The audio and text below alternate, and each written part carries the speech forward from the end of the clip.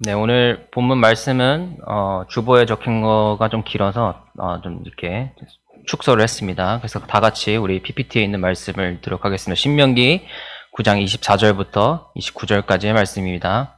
우리 다 같이 한 목소리로 읽겠습니다. 시작. 내가 너희를 알던 날부터 너희가 항상 여호와를 거역하여 왔느니라.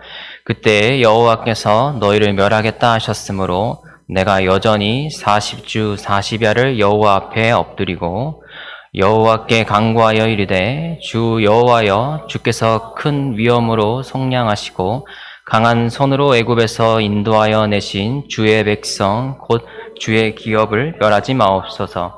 주의 종 아브라함과 이삭과 야곱을 생각하사 이 백성의 완악함과 악과 죄를 보지 마옵소서.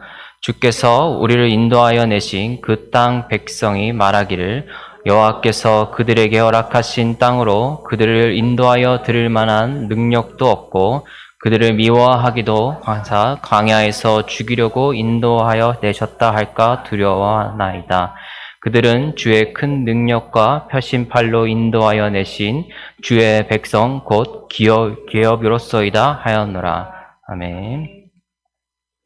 네, 오늘 설교의 제목은 교회를 변화시킬 가장 빠른 방법이라는 제목입니다.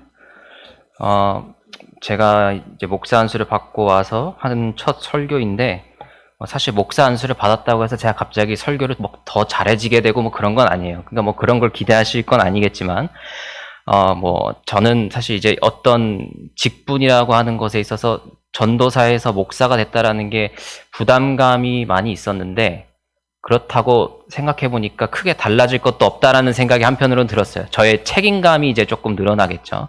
그런 것들이 이제 변화가 있긴 하지만, 이 말씀을 오늘 준비를 하면서도 제목이 어떻게 보면은 상당히 여러분들이 궁금해 하실 제목이겠죠. 하지만 오늘 본문은 전혀 그런 거랑 상관이 없습니다. 그리고 이 질문에 대해서 변화시키는 방법, 빠른 방법이 무엇이냐라는 그 이야기에 대해서 저는 굉장히 많이 들어왔어요. 이렇게 서울에 있으면서. 그리고 그런 모습들을 많이 보기도 했고, 그러다 보니까 이 질문에 대해서 사역자로서 고민을 할 수밖에 없었습니다. 그리고 제가 목사 안수 대상자가 우리가 영성수련회가 교단에서 있는데, 거기에 저희가 이번에 저희 교단 목사 안수 대상자가 100명이었거든요. 그래서 100명이 다 같이 수련회를 하고, 또 여러 가지 고시위원들이라고 하는 우리 교단의 목회 경력이 좀 오래되신 분들의 세미나 같은 거를 들으면서 얘기하시는 게 있었어요. 이제 너희 세대가 가장 힘든 목회지다.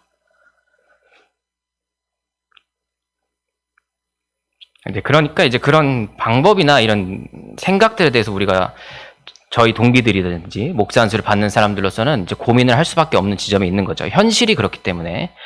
현실이 이제 이 교회가 변화되어야지만 살아남을 수 있는 시대가 왔어요. 그리고 공교롭게도 올해가 개신교 선교가 우리나라에 들어온 지 140주년이 되는 해예요. 1885년에 언더우드 아펜젤러라고 하는 선교사님들이 처음 인천으로 들어와서 개신교 선교가 시작된 해가 바로 시작된 지 140주년이 되는 해가 바로 올해입니다. 그래서 그거를 기념을 해가지고 목회 데이터 연구센터라는 곳이 있어요. 우리나라에. 거기서 이제 기독교의 리더들한테 이제 조사를 한 거죠.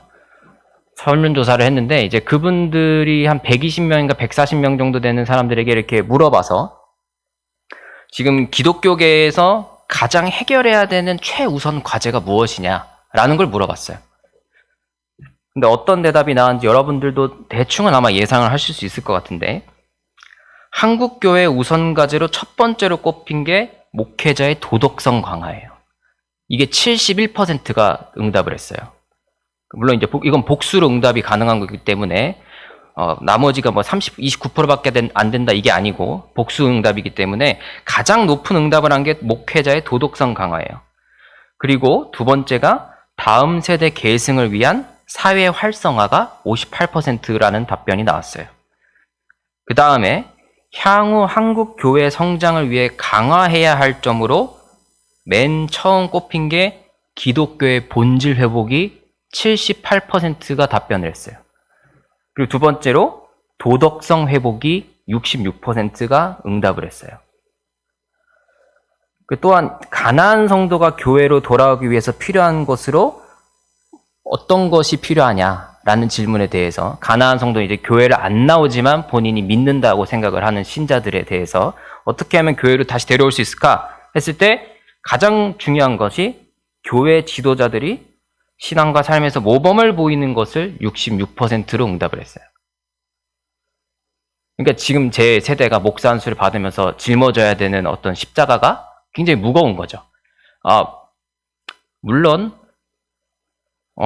이 짐을 지어 가야 되는 게 이제 저의 사명이고 지금 세대의 저희 목회자들이 가야 되는 방향인데, 이게 제가 목사 안수 받는 주에 이번 달이 이제 그 140주년 되는 해였기 때문에 설문조사 결과가 지난주에 나왔어요. 그러니까 제가 목사 안수를 받는 주에 나온 건데 목사 안수를 받고 이 내용을 보니까 더 깝깝하죠. 앞날이. 그쵸, 내 미래가. 어떻게 보면은 지금 부딪혀야 되는 그 장애물들이 굉장히 높다라는 생각이 들 수밖에 없는데, 이게 암담하지만 현실이라는 거죠. 예. 그리고 목회자의 도덕성 회복과 교회의 본질을 회복해야 한다라는 이 응답이 기독교계의 리더들로부터 나온 거예요. 지금 이 설문조사는. 그걸 정리를 한마디로 해보면 결국 교회의 지도자인 목회자와 기성세대들이 제 역할을 하지 못했다라는 거거든요. 정리를 하면은. 그거에 대한 이제 비판이 이제 이런 응답으로 나오는 건데, 이게 결국 사람들이 가지고 있는 교회에 대한 인식이에요. 그거를 이제 교회는 뚫고 나가야지만 다시금 부흥의 그 기로에 올라탈 수가 있게 되는 것인데, 이 비판이 가장 중요한 지점은 교회가 가장 잘해야 된다고 생각하는 것을 가장 못하고 있다는 거예요. 본질이 없고 도덕성이 떨어진다는 것. 그러니까 이 부분들은 우린 굉장히 무겁게 받아들여야 되는 것이죠. 그거는 이제 사역자인 저뿐만 아니라 우리 모든 그리스도인들이 무겁게 감내를 해야 되는 부분인 것입니다. 그러니까 이런 내용들이 계속 나올수록 나라도 혼란스럽고 하는 와중에 교회가 어떻게 보면 빛과 소금의 역할로서 어떤 사회의 안정이나 여러 가지 중심을 잡아줄 수 있는 역할을 해야 되는데, 그 역할을 사실 하고 싶어도 한다고 하더라도 사람들이 따라오지 않겠죠. 이런 상황이라고 한다면, 교회에 대한 인식이. 빛과 소금을 이미 아니라는 거죠. 지금 상황에서. 교회라고 하는 어떤 공동체는, 종교는 사회에 있어서 그런 역할을 감당할 수 없다라고 기독교계의 리더들 또한 판단하고 있다는 겁니다. 지금. 기독교계의 리더들도 이렇게 보고 있는데 일반 비종교인들은 어떻게 보겠어요? 당연히 더 낮으면 낮았지 더 좋게 보지는 않을 거란 말이죠. 결국 이 문제는 교회의 거룩성과 관련이 돼 있어요. 교회의 본질과 목회자와 이 그리스도인들이 가지고 있는 그 도덕성이라는 부분은 결국 어떻게 교회 다니는 사람이 그래? 라는 질문에 대한 표현인 거예요. 어떻게 거룩한 사람들의 모임이라고 하는 교회의 사람들이 그럴 수가 있어? 믿는 사람이 더하네? 라는 말들의 표현이 바로 이런 결과로 나왔다라는 것이죠. 그러니까 이게 사실상 우리가 스스로 자정작용, 스스로 회복될 수 없는 지경에 와 있다라고 모두가 판단을 하고 있다라는 거예요. 그 본질의 회복이라는 것은 상당히 어려운 말이지만 기독교 본질의 회복이 뭘까? 라고 이야기한다면 결국 우리는 그리스도의 사랑을 이야기할 수밖에 없습니다. 일단 본질적으로 여러 가지 이야기를 할 수 있습니다만 지금 오늘날 우리가 교회가 받고 있는 비판에 가장 맞닿아 있는 본질의 단면을 찾아보면 사랑이라는 측면인 거예요. 도덕성이라든지 정의라든지 여러 가지 이야기들을 할 수 있습니다만 사랑이 없다라는 거예요. 그래서 이 설문조사의 다른 질문에는 어떤 질문이 있었냐면 교회가 지금 더 힘써야 되는 부분이 뭐냐라고 했을 때 첫 번째 본질 회복 여러 가지 있었지만 세 번째나 이런 데쯤 가면은 사회를 위해서 헌신해야 되고 봉사해야 된다라는 것도 답변으로 나오기도 해요. 이런 것들이 이제 우리에게 지금 주어져 있는 상황인데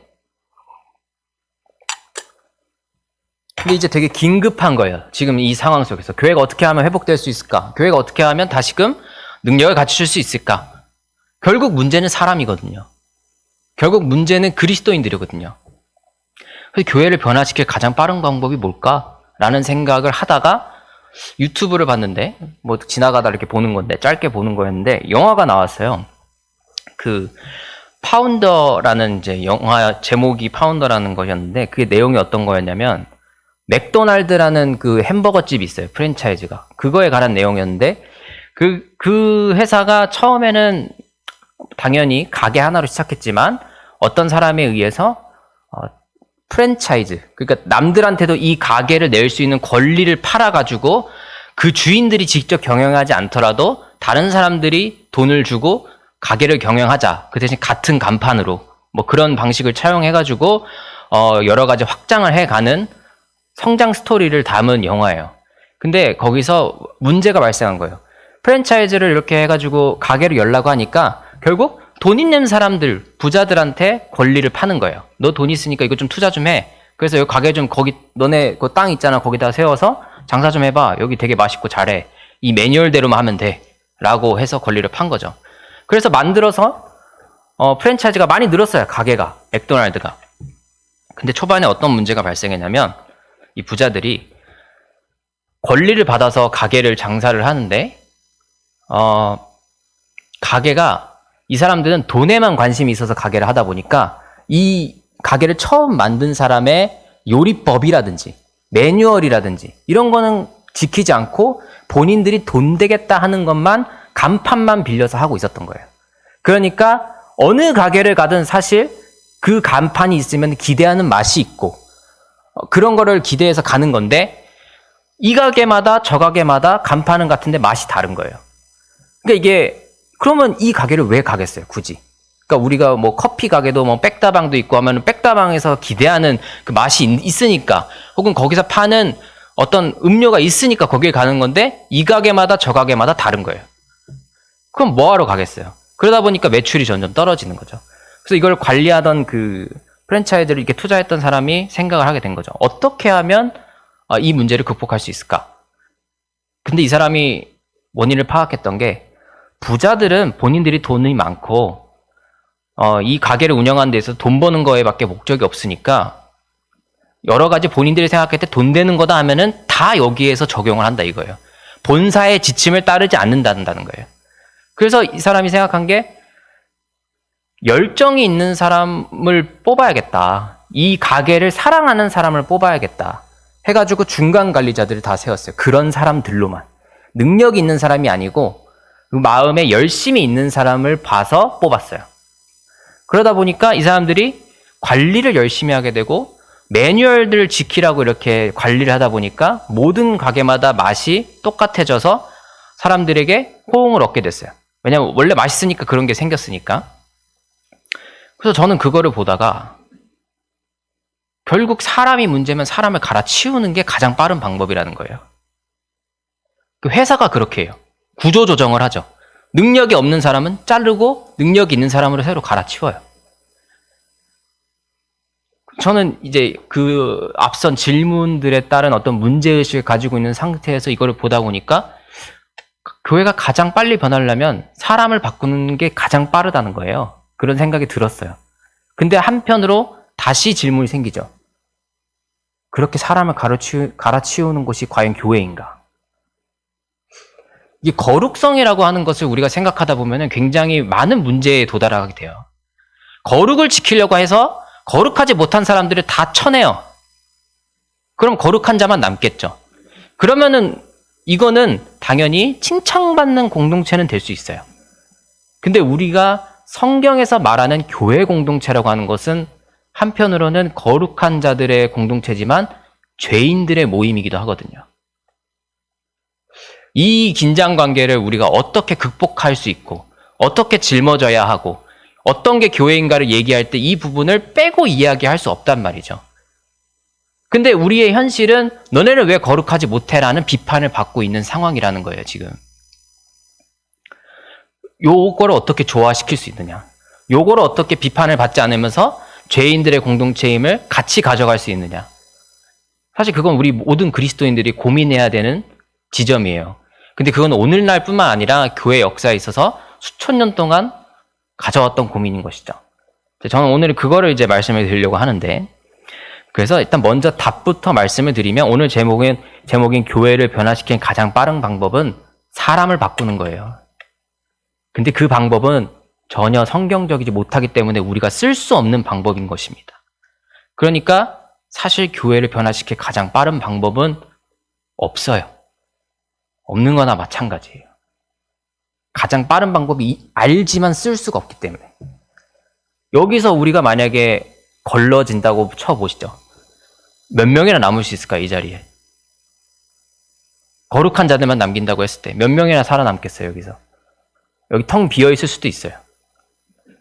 그거는 사실상 어떻게 보면은 교회 공동체라기보다는 그냥 선택받은 자들의 모임이 되겠죠. 근데 이제 우리가 오늘 본문을 보지만 신명기 9장의 내용은 그 애굽에서 나와서 그 금송아지를 만들게 되고, 모세는 10계명을 받으러 갔는데 40일 동안 안 내려오니까 그런 걸 못 참아가지고 이게 우상을 숭배하게 되는 상황이 바로 이 신명기 9장의 내용이에요. 이거는 이제 출애굽기에도 동일하게 나오는데, 그거를 가지고 이제 하나님이 어떻게 얘기를 하세요? 이제 9장 24절부터 보실 때 26절, 27절, 네, 26절 보시죠. 그럼 여호와께 간구하여 이르되 주 여호와께서 주께서 큰 위험을 속량하시고 강한 손으로 애굽에서 인도하여 내신 주의 백성 곧 주의 기업을 멸하지 마옵소서. 그러니까 멸하시려고 했어요. 그럼 멸하신 다음에 하나님의 대안은 뭐였죠? 우리 잘 알고 있지만 모세를 통해서 새로운 가지를 내겠다라고 말씀하신 게 이 사건의 핵심 사건이에요. 하나님 입장에서 봤을 때 이스라엘 백성은 어떤 존재였느냐? 24절 보죠. 내가 너희를 알던 날부터 너희가 항상 여호와를 거역하여 왔느니라. 선택받은 백성이에요, 이 사람들, 하나님에게.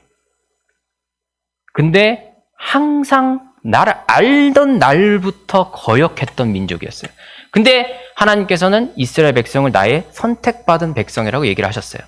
그러면 이제 이 내용을 우리가 어떻게 받아들여야 되느냐라는 건 이제 9장 초반에 나오는 내용이에요, 사실. 이 절에는 제가 안 넣어놨는데, 이 9장 5절에 보면 그 가나안 땅에 들어갈 때 이제 하나님께서 이제 이스라엘 백성에 얘기하실 때, 그러므로 내가 알 것은 내 하나님 여호와께서 내게 이 아름다운 땅을 기업으로 주신 것이 내 공의로 말미암음이 아니니라. 너는 목이 곧은 백성이니라. 이렇게 말씀을 하세요. 그 뭐냐면 너네가 잘나서 내 백성이 된 게 아니고 너네가 잘나서 가나안 땅에 들어가는 게 아니라는 말씀이라는 거죠. 그럼에도 불구하고 하나님은 이 백성들을 택했어요. 그런데 애굽에서 그 많은 사건을 겪고 10가지 재앙을 이겨내고 홍해를 건넜음에도 불구하고 만나와 메추라기를 먹고 불기둥과 구름기둥을 봤음에도 불구하고 우상을 만들었다는 거죠. 하나님 입장에선 이런 말이 나올 수밖에 없죠. 24절 보세요. 너희를 알던 날부터 너희가 항상 여호와를 거역하여 왔느니라. 이게 이스라엘 백성의 모습이에요. 이스라엘 백성만의 모습일까요? 이게 우리의 모습이에요. 이게 인간의 속성이에요. 이게 인간의 본성이에요. 우리는 항상 하나님을 거역합니다. 이스라엘 백성들도 그랬고 하나님은 그걸 알면서도 이들을 데려오셨어요. 근데 이제 이 우상 숭배 사건까지 가게 되면 하나님도 그 인내를 폭발하게 하는 사건인 것이죠. 그러니까 이제 모세에게 말씀하셔서 내가 너로 새로운 민족을 만들어서 가나안 땅에 들어가겠다라는 말씀을 하시는 거죠. 하지만 모세는 그거를 막죠. 그러실 거면 나를 생명책에서 지워달라라는 말과 함께. 신명기에는 그게 나오지 않습니다. 이게 출애굽기에는 나오는데 이게 조금 본문의 차이가 조금 있어요. 그러다 보니까 이제 하나님께서 약속하신 언약의 신실함을 지켜달라는 거를 지금 얘기하는 거예요, 모세는.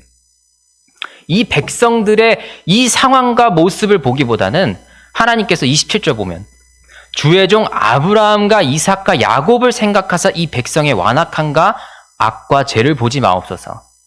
28절 주께서 우리를 인도해내신 그 땅 백성이 말하기를 뭐 이렇게 욕한 거를 두려워하고 29절에 그들은 주의 큰 능력과 표심팔로 인도하여 내신 주의 백성 곧 주의 기업이로소이다 하였노라 라는 거죠.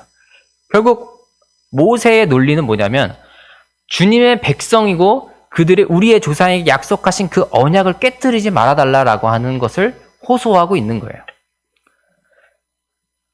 하나님은 우리에게 있어서 이 모든 인류를 구원하시기 위한 하나님의 계획이 창세 전부터 계획이 돼 있었어요. 그렇죠? 모든 인류를 구원하고 싶으시죠. 하나님은. 그러기를 바라시고 이스라엘 백성을 그거를 위한 제사장 민족으로 뽑으셨어요. 그게 성경에 나오죠. 구약은 이스라엘 백성만을 위한 성경이 아니에요. 하나님께서 이 땅을 창조하시고 우리 모든 인류를 구원하시기 위한 구속사의 시작이 구약인 거예요.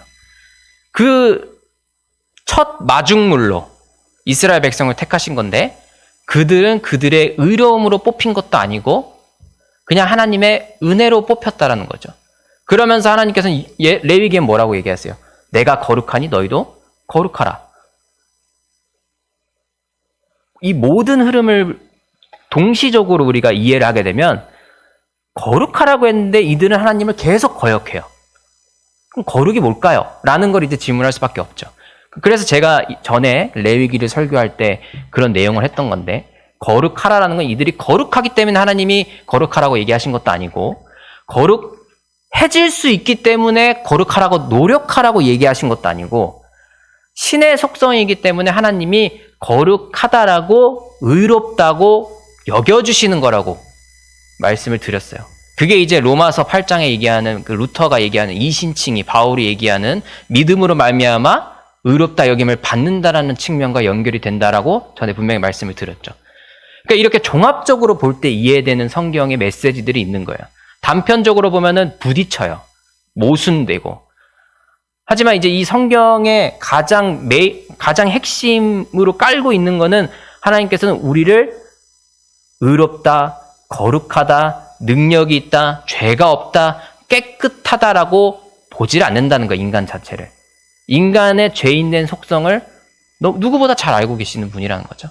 하지만 그거를 극복하기 위해서 우리들에게 격려해 주시고 우리들에게 은혜를 베풀어 주시는 게 하나님의 사역의 방법이었다라는 거예요. 결국 이제 하나님은 우리에겐 다행히도 신앙의 구조조정이라는 건 없다라는 거예요. 그러면은 우리는 그거를 은혜로 받아들이고 감사함으로 여기고 노력을 해야 되지 않을까요? 그게 이제 우리 기독교 신앙이에요. 사실 이거는 뭐 장로교는 얘기가 좀 다를 수 있습니다만 예정론적인 구원론을 가지고 있으니까 우리는 뭐 웨슬리라고 하는 감리교 계통의 그런 신학을 가지고 있는 우리 교단이라면 그거에 대한 은혜에 대한 응답으로 우리는 노력을 해야 돼요. 은혜에 대한 응답으로. 우리가 노력한다고 될 수 있다? 그건 아니에요. 은혜로 될 수는 있겠죠.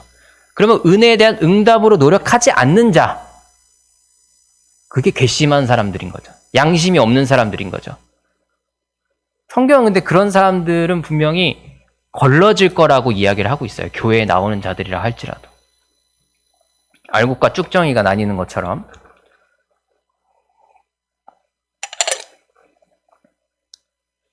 결국 우리는 이 하나님의 방식을 봤을 때 성경 전체가 이야기하고 있는 것은 하나님은 포기하지 않는다라는 거예요. 계속해서 우리가 죄악을 짓고 했음에도 불구하고 하나님은 그분의 아들을 이 땅에 내려보내셨고 그 아들은 결국 십자가에서 죄가 없음에도 죽으셨죠. 그러니까 인간의 죄를 대신 진다라는 건 인간의 죄가 이미 계속되어 오고 있었고 인간이라는 존재는 죄인이라는 거를 계속해서 성경은 이야기를 하고 있다라는 거예요. 그 관점을 놓치지 않고 있어요. 한 번이라도 인간이 의롭다 이렇게 칭찬하는 사람들 중에 죄인이 아닌 사람이 없어요. 성경에서. 가장 의롭다 한 사람들 중에 여러분 기억나는 사람 누가 있어요? 다윗이 일단 먼저 떠오르죠. 그리고 노아도 당대의 의인이라 그랬어요. 그리고 아브라함도 그런 의인 소리를 들었고 그리고 어떻게 보면 신약에서는 바울도 그런 사람 중에 한 사람이었죠. 근데 그 사람들 다 죄인이었어요. 바울은 믿는 자들을 죽이는 사람이었죠. 다윗은 밧세바를 유혹했죠.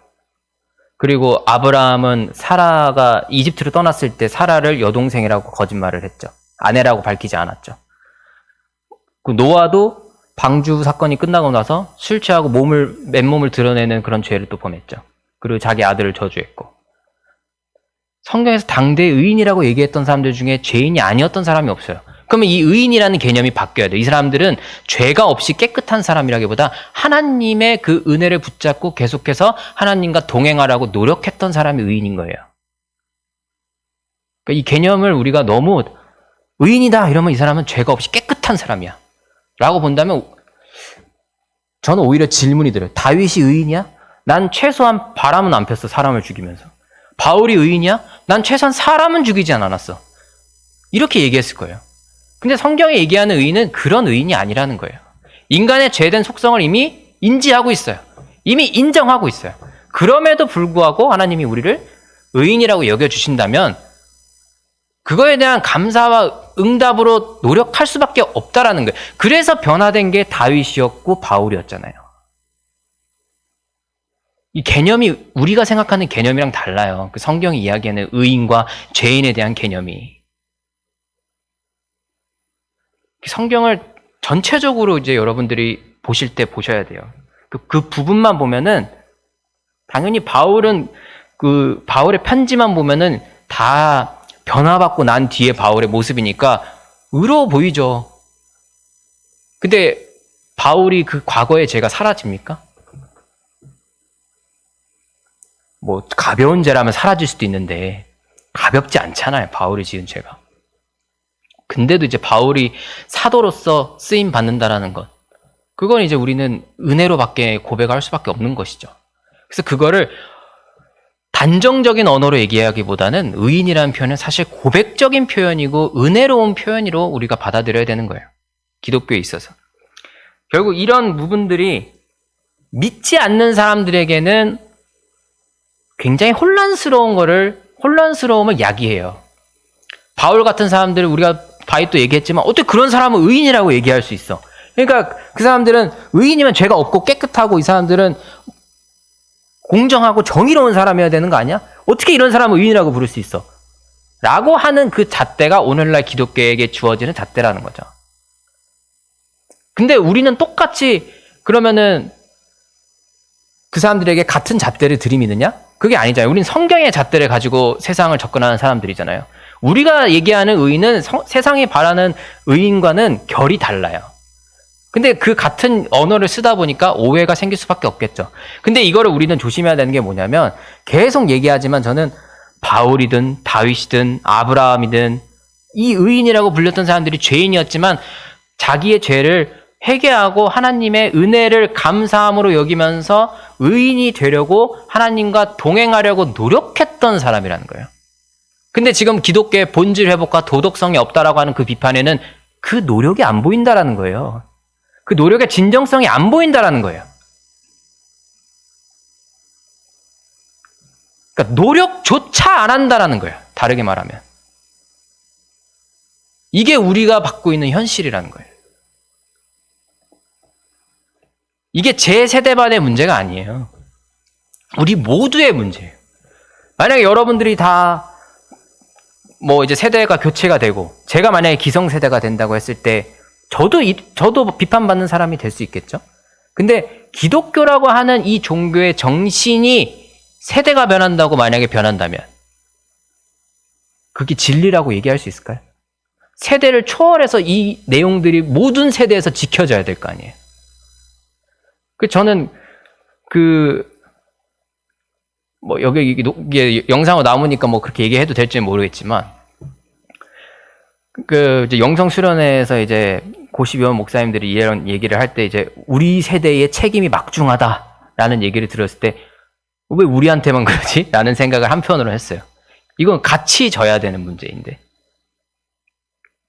그러니까 그분도 이제 은퇴가 얼마 안 남으셨기 때문에 그렇게 이야기를 하셨겠죠, 아마. 네. 저도 생각을 해보니까 그 목사 안수식 때 이제 교단 총무님께서 얘기하실 때 이제 우리 교단의 목회자가 만들어지려면 10년의 공부를 해야지 목회자가 한 명이 만들어진다. 그렇게 얘기를 하시니까 그래 참 10년 저도 공부를 했지만 참 길었다라는 생각이 드는데 그건 목사가 될 때 10년이고 목사로 제가 앞으로 40년을 더 살아야 되는 거예요. 좀 까마득해요. 그러니까 이제 그 남은 기간만 봤을 때 하더라도 오히려 이 목사의 책임감이라고 하는 게 사역자라고 하는 책임감이라고 하는 게 이 앞으로 남은 40년 동안 쭉 장거리 마라톤처럼 길게 밀고 나가야 되는 거잖아요. 어떨 때만 뜨거웠다 이럴 수 없잖아요.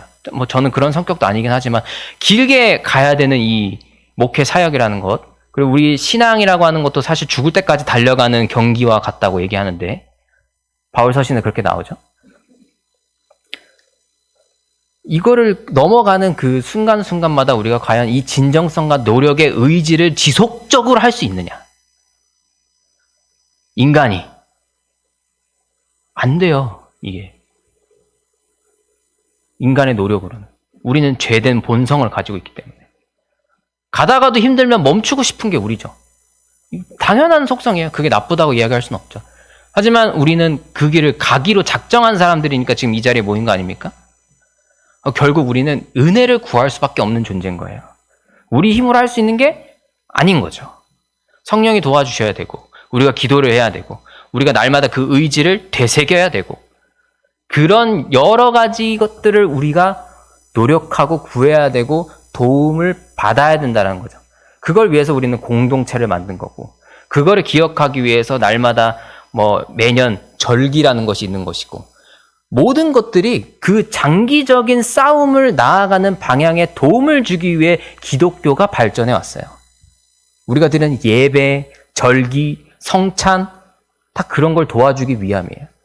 그 요소들을 우리가 무시를 할 수가 없다는 거죠. 저는 이제 이런 질문들과 이런 상황들을 맞닥뜨렸을 때 우리 지금 이 세대가 노력해야 되는 부분이 분명한데 과거의 기독교는 굉장히 박해받지 않았고 성장을 했잖아요. 7, 80년대 한국 기독교가. 그러고 지금은 또 너무 커졌다가 기득권이 아니라고 하기는 뭐하지만 그렇다고 박해를 안 받는 건 아니에요. 비판을 많이 받고 있죠. 좀 정확하게 표현하자면. 근데 교회 역사에서 결국 이 하나님께서는 구조조정을 하지 않으세요. 하나님의 손으로는. 하지만 결국 기독교의 역사 전체를 보잖아요. 사회의 박해 혹은 비판을 통해서 구조조정이 됩니다. 자연스럽게. 역사를 봤을 때 그래요. 기독교가 부흥한다? 기독교는 자연적으로 부흥하고 숫자가 많아지고 기득권이 되면은 타락해요. 중세시대 때 그랬죠. 그러다가 종교개혁이 일어나요.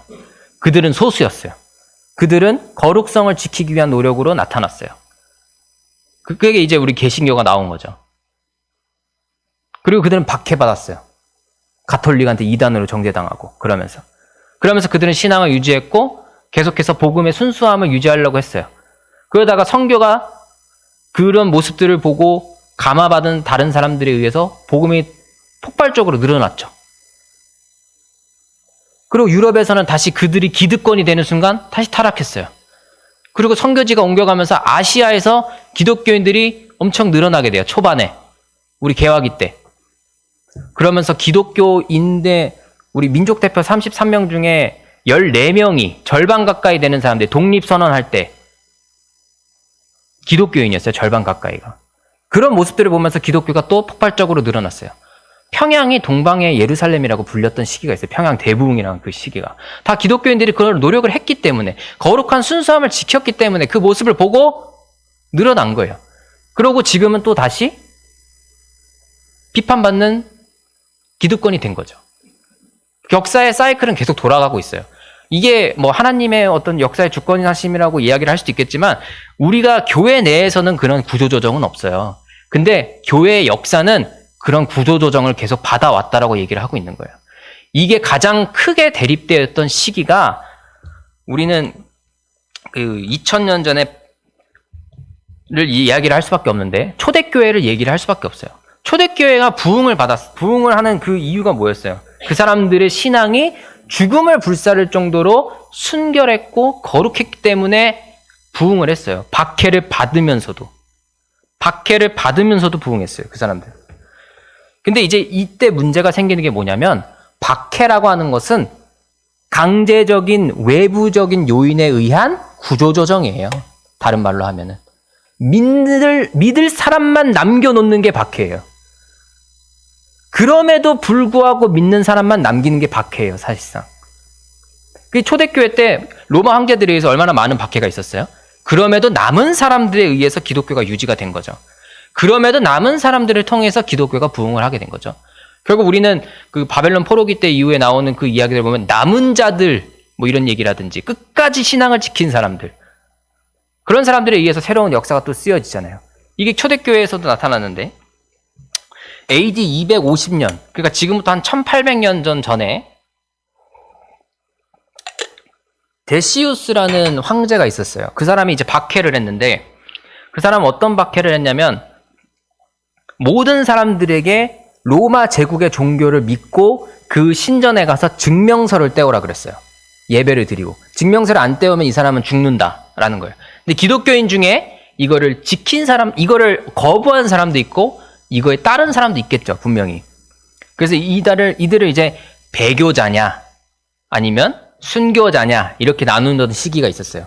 그리고 도망을 치거나 아니면은 이제 다른 사람을 노예를 대신해서 나 대신 가게 한다든지, 아니면 뇌물을 줘서 서류를 조작해가지고 나는 가진 않았지만 갔다라고 서류상으로 보고한다든지, 이런 노력들을 기독교인들이 그 당시에 많이 했었어요.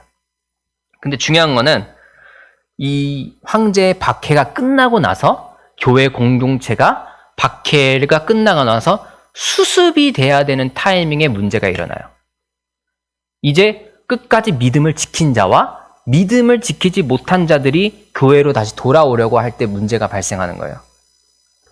그러니까 배교자들이라고 하는 사람들이 재입교를 하고 싶어 하는데 순교를 한 사람들이거나 순교를 한 사람들의 가족들이거나 아니면은 어떻게든 이 배교를 피하기 위해서 노력했던 사람들 입장에서 야, 배교한 사람들 받아주면 우리가 여태까지 했던 건 뭐야?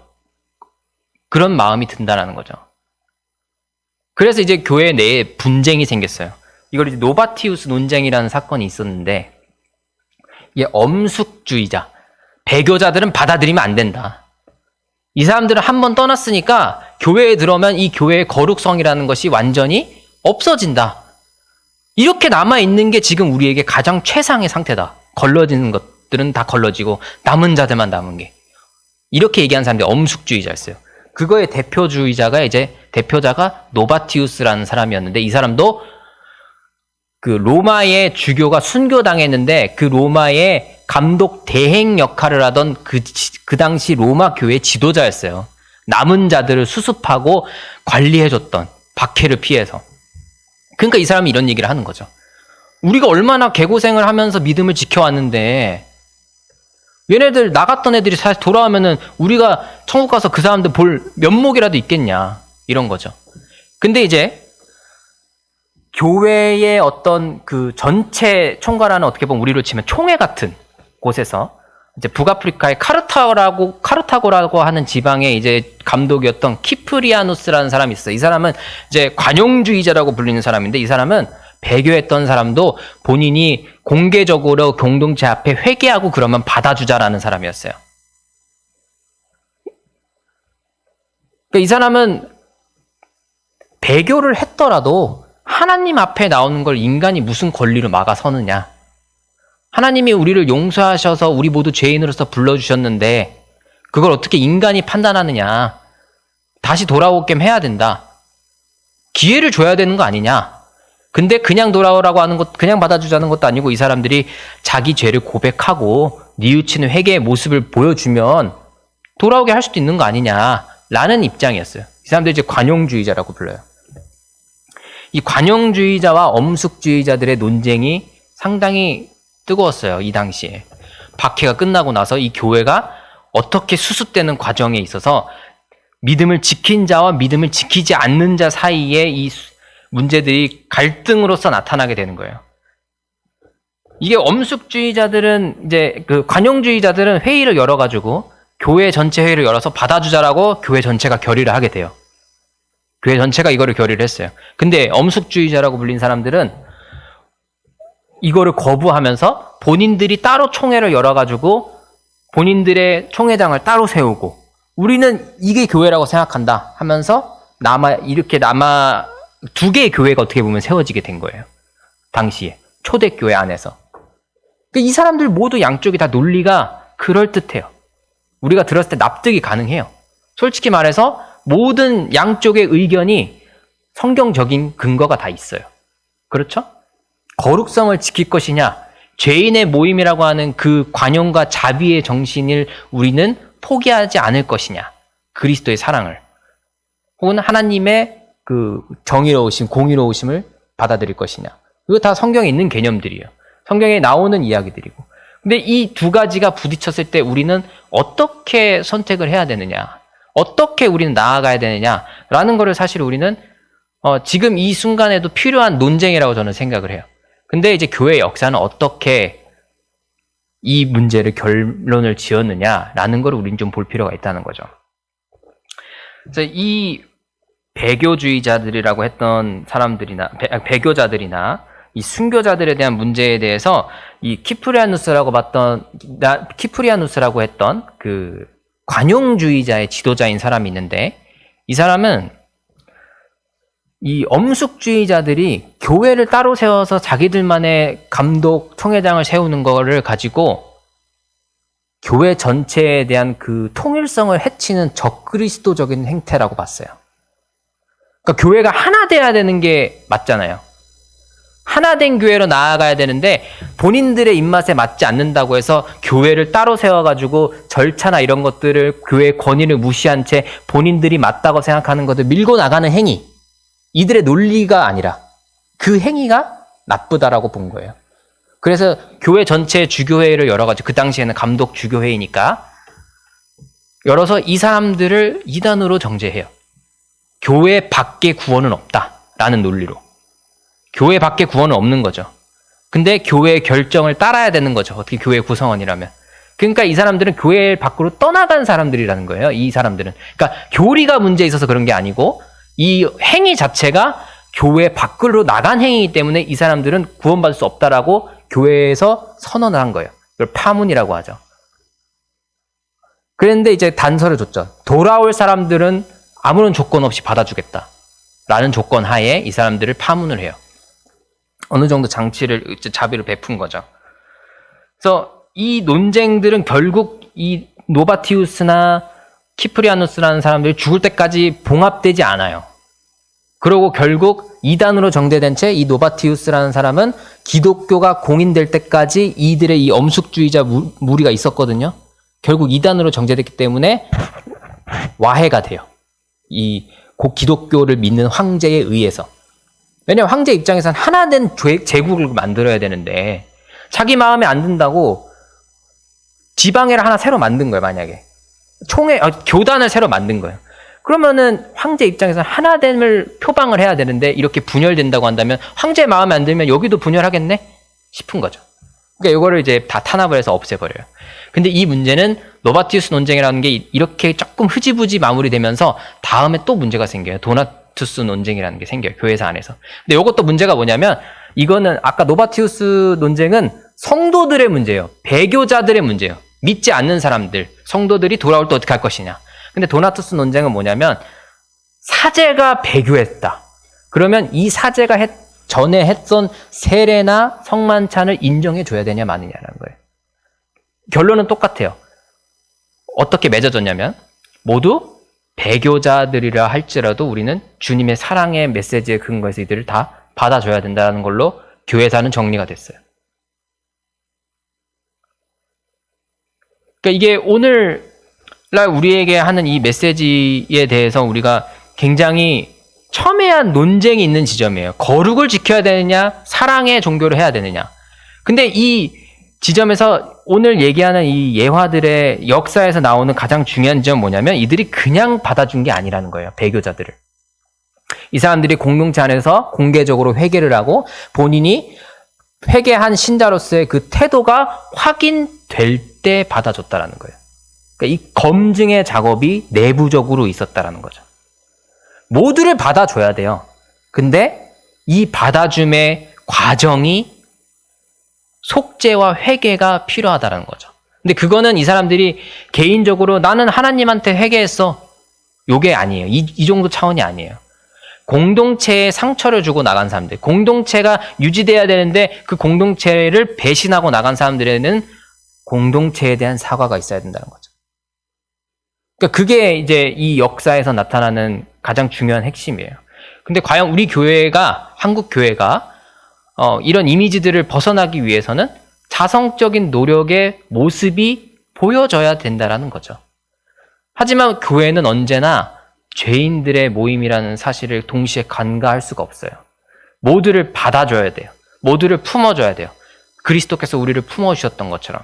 결국 이 죄인들의 모임과 우리가 사람들을 품어주는 그 마음의 핵심에는 나도 죄인인데 라는 그 마음이 기반이 돼 있다는 거예요. 나도 죄인인데 나도 그리스도께서 받아주셨으니까 내가 타인을 받아들이는 것이 문제가 되지 않아요. 그게 그리스도의 마음인 거죠. 그러니까 내가 타인을 받아들이지 못한다는 거면 나는 뭔데? 나는 도대체 어떤 존재길래 저 사람을 안 받아들일 그 권한이 있느냐? 라는 거를 우리는 믿지 않는 사람이라면 당연히 그렇게 생각할 수 있어요. 근데 그리스도인이라면 이 부분을 생각해 봐야 된다는 거예요. 그러니까 저는 교회에 대한 어떤 이 갱신의 작업은 내가 어떤 존재인지에 대한 그리스도인에 대한 그 자각이 없이는 회복이 될 수 없다는 거죠. 그게 본질의 회복이에요. 기독교계 리더들이 많이 기독교의 본질이 회복돼야 된다. 지금은 상해에 있다. 이렇게 얘기를 하죠. 맞는 판단이라고 생각을 해요. 그러면 그 본질에 무엇을 우리가 오늘날 다시금 들춰내야 되느냐. 그거를 이제 고민을 해야 된다는 거죠. 이 부분에 있어서는 교회의 역사는 항상 죄인들을 품어주되 그 사랑의 기원은 내가 죄인인데 그리스도께서 우리를 구원해 주셨다라는 그 사랑의 마음이 기반이 돼 있었다라는 거예요. 그리고 그들에게 기회를 줬다라는 거예요. 무작정 다 받아주지 않았어요. 우리도 예수님께서 이 땅에 모든 인류를 위해 땅에 오셨지만 믿는 자들에게 그 기회가 허락된 거잖아요. 이거를 구분을 해야 돼요. 그래야 거룩성을 같이 담보할 수 있기 때문에.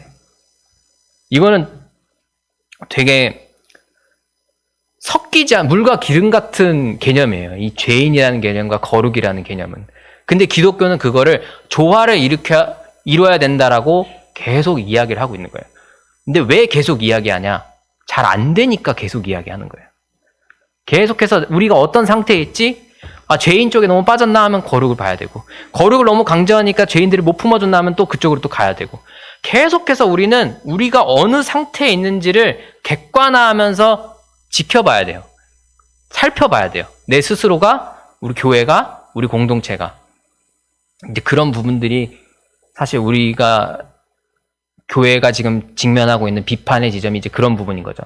지금 너네가 어떤 상태인지 아니? 근데 이런 비판도 이제는 조금 힘들다고 좀 생각되는 부분은 이 얘기를 10년 전에 안 했을까요?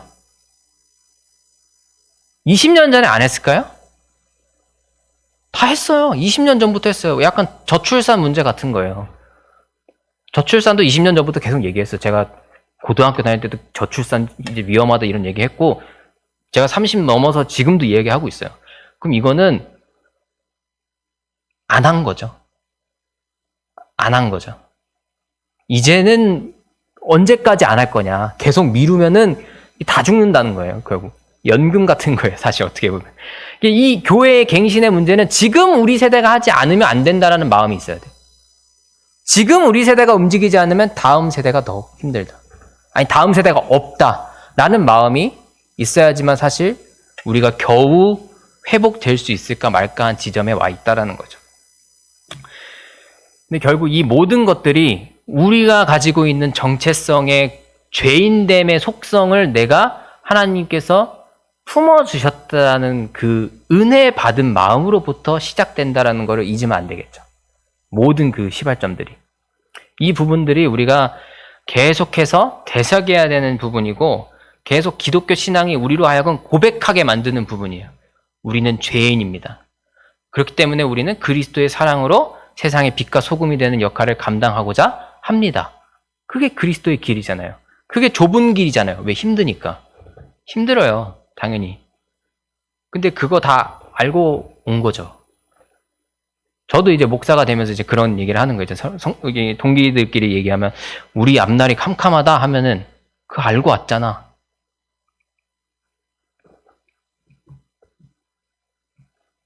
이제 뭐 핑계를 댈 수 없는 그런 거죠, 이제. 근데 우리 다 똑같아요, 사실. 그리스도인이라고 한다면. 우리가 여기를 온 게 쉬운 길이 아닌 걸 알고 오셨잖아요. 그러니까 이제는 그 짐을 져야 된다는 거죠.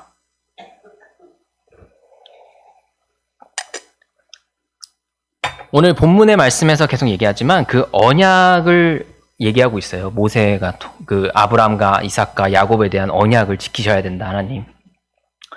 그러니까 이 언약이라고 하는 것이 하나님과 우리 사이에 맺어져 있잖아요. 이 그리스도인이라면. 그리고 또 모든 인류라고 한다면.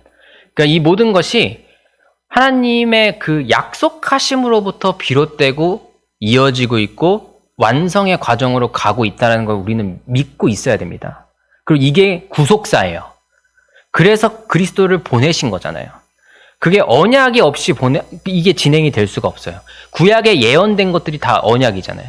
이 모든 과정과 성경에 이야기하고 있는 거는 하나님의 무한하신 그 은혜로 우리를 계속 살펴보시고 계시고 그 우리를 구원하시겠다는 그 계획이 끊이지 않고 지속될 것이다. 하나님의 시간은 계속 갈 것이다. 라는 거를 분명히 성경은 이야기하고 있어요. 그리고 그게 죄인된 우리를 향하고 있다라는 거를 성경이 얘기하고 있는 거죠. 오늘 본문의 말씀도 사실 모세 이래부터 하나님께서 그 인내하심의 폭발 가운데 나오는 표현인 거지 그 언약을 지키시고 있는 하나님의 선하신 계획은 오늘날에도 지속되고 있는 것만 보더라도 하나님은 우리를 계속 보고 계신다라는 거예요. 그 언약이 끊이지 않았다라는 거를 우리는 알 수가 있어요.